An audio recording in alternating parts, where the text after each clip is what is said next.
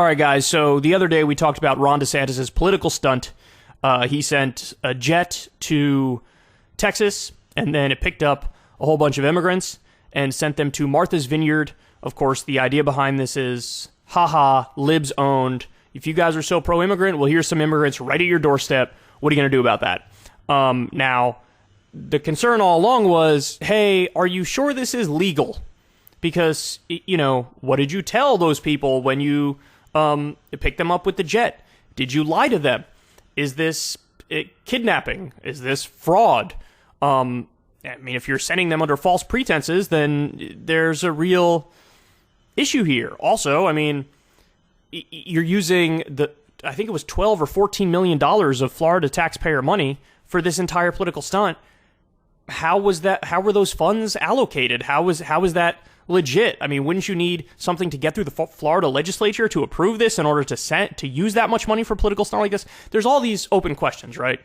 Well, it turns out there is a Texas sheriff that is not buying it and has opened up an investigation into Ron DeSantis. Now, I want to play this for you here. I will tell you there's some important facts at the end of it, and my opinion on this is that it ain't an open and shut case by any stretch of the imagination. And again, I'll explain why in a minute, but let's listen to what this Texas sheriff has to say, and then we'll break it down. We are opening up a case with an investigation with regard to the suspected activities involving the 48 migrants from Venezuela that, as we understand it at this point, the facts of the case at this point, are that on Wednesday, September 14th, here in Bexar County in the city of San Antonio, our understanding is that a Venezuelan migrant was paid what we would call a bird dog fee to recruit approximately 50 migrants from the area around a migrant resource center on San Pedro here in San Antonio. As we understand it, 48 migrants were lured, I will use the word lured, under false pretenses into staying at a hotel for a couple of days. They were taken by airplane. At a certain point, they were shuttled to an airplane where they were flown to Florida and then eventually flown to Martha's Vineyard, again, under false pretenses is the information that we have, that they were promised work, they were promised the solution to several of their problems. They were taken to Martha's Vineyard from what we can gather for little more than a photo op, video op, and then they were unceremoniously stranded in Martha's Vineyard. What infuriates me the most about this case. So to this point, I mean, it sounds like he's playing it very neutral, straight down the middle type stuff. You'll see now he starts to get a little more political in the speech. And again, then I'll tell you why I have question marks about this. Is that here we have 48 people that are already on hard times, right? They are here legally in our country at that point. They have every right to be where they are. So the reason why they're here legally is because if you're seeking asylum, there's a process you go through. And they were seeking asylum, so they have due process rights at that point in time. So that's what he means when he says they're here legally, just to clarify.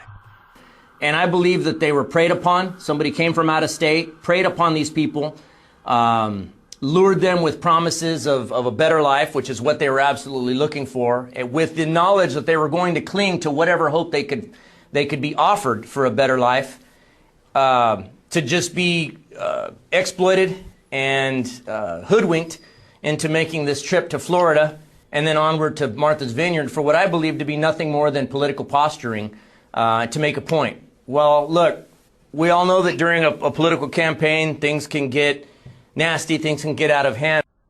Okay, so there you go. Now, when I first heard about this case, I thought, I really don't think that the Texas county in particular really has the jurisdiction that's needed.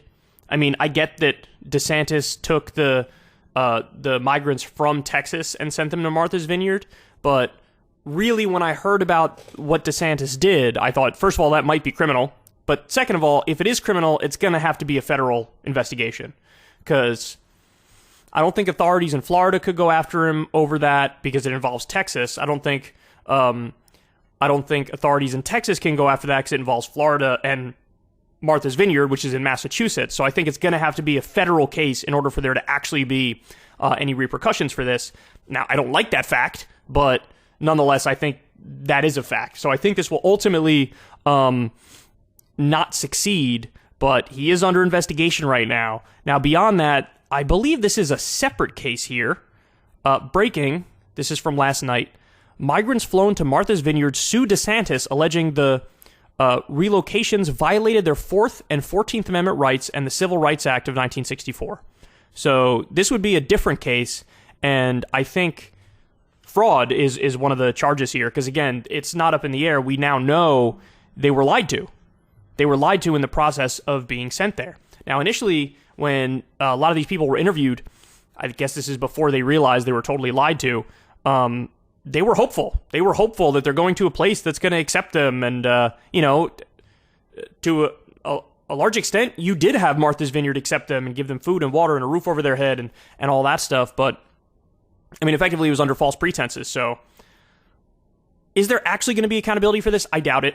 But at least now you have some investigations into what they're doing here. Because, keep it real, this is obviously a political stunt. By the way, DeSantis also sent migrants to Kamala Harris's house.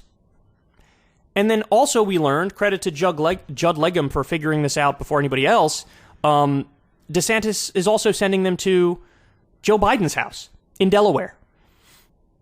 Now, understand, DeSantis is ripping this idea off of Abbott, who was busing migrants to Chicago and other big cities. And apparently Trump is furious behind the scenes because DeSantis is getting a lot of press over this, and Trump claims that he, at some point in the past, had come up with this idea first. And there's actually reporting that Trump said this, not kidding. He said, let's send immigrants to blue cities. And he also said, if you get like murderers and robbers and rapists, don't arrest them, bust those ones specifically to blue cities. This is the kind of like ruthless, partisan, and piece of shit Donald Trump is. But really, they're all assholes, man. They're all assholes. And there's so many ways to poke holes in the logic that they're using here. Again, I mean, if their position is anti-immigrant, and it is, make no mistake about it, then it's a curious thing to do to bring immigrants deeper in the country. Right? Like, doesn't that fly directly in the face of what you say you want? I mean, flip the situation. If you had a blue governor on a border state who decided, I'm going to ship immigrants from here deeper into the country into red states, I think the right would melt down and say this is like open borders madness. I mean, they say Biden does open borders, even though he doesn't, right? If you had Democratic governors shipping immigrants deeper in the country, then they would definitely say this is open borders and this is anarchy and this is all this stuff. And look, credit at least to the Democrats in Martha's Vineyard, they were consistent. They say, we're pro-immigrant and we're going to help people. And then when these immigrants came, they were like, that's exactly what we're going to do. We're going to help them. Now, they're also pointing out accurately that this might be human trafficking and this is fraudulent from DeSantis and this is a political stunt.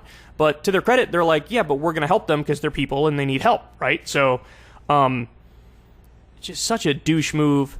I'm happy there's an investigation into DeSantis over this, but I really don't think anything is going to come of it unless there's some sort of federal investigation. And even then, it's an open question as to whether or not he would be indicted or convicted or whatever.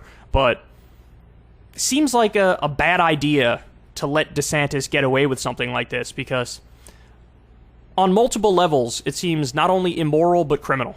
If you want to see me and Crystal Ball interview legends like Noam Chomsky, Cornel West, and more, subscribe to Crystal Kyle and Friends on Substack. $5 a month gets you the video version a day early. Remember, we take 0 ad dollars for this podcast. Or you can sign up on Substack for free and get the audio version a day later. Link in the video description box below.